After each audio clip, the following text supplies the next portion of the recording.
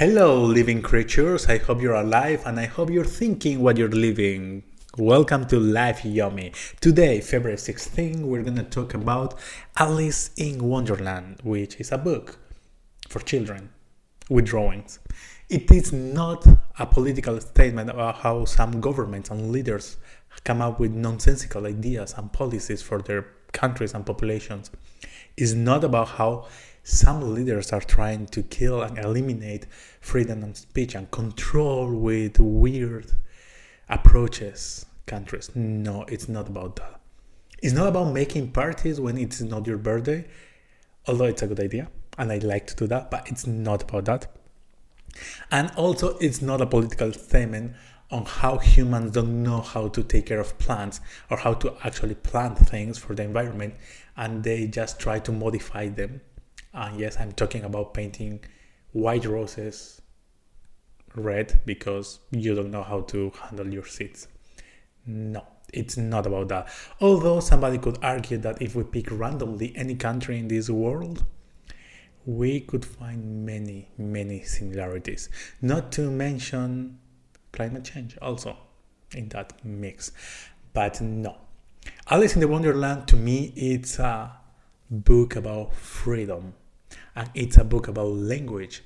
The way the author uses the English language to come up with a very deep and complex questions in a very innocent way, it's amazing. Something we need to understand about this book is that there is a phenomenon in this universe. Most of the time, you have a cause and then you have an effect. It goes in that order. I have a lot of complaints, but that's how it works. I would say most of the time, that's how it is. And this is the interesting part.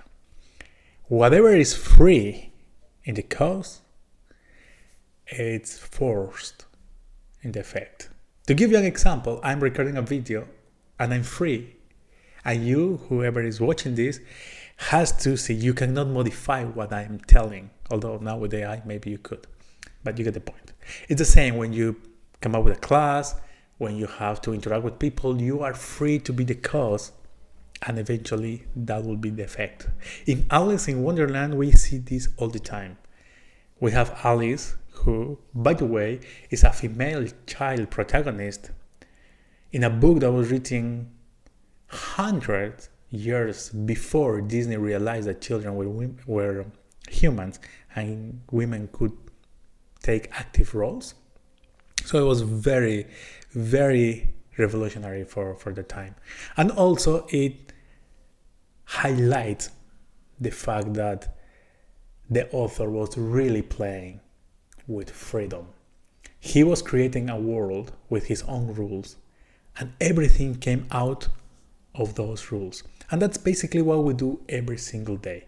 We choose something and then we have to live with those consequences.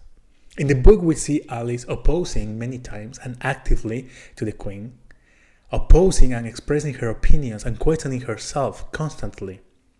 We also see her eating and drinking things just because it is written.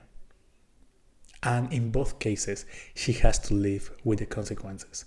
To me, Alice in Wonderland, without the Alice in Wonderland, it's an example of what freedom really is. The ability to make choices, knowing what are the consequences, and have the the guts to face them. Yes, that's my live reaction for today.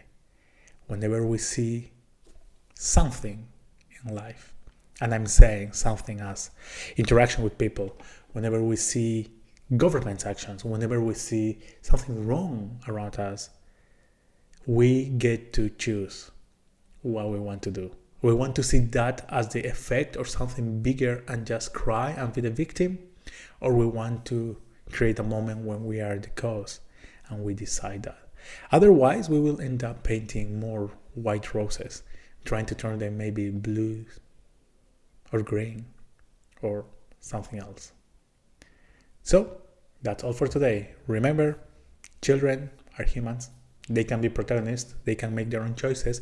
We adults, we can also make our own choices. We just need to practice, and we have to be more mindful about what we're dealing with. This was Life Yummy and Life Reactions. Until next time.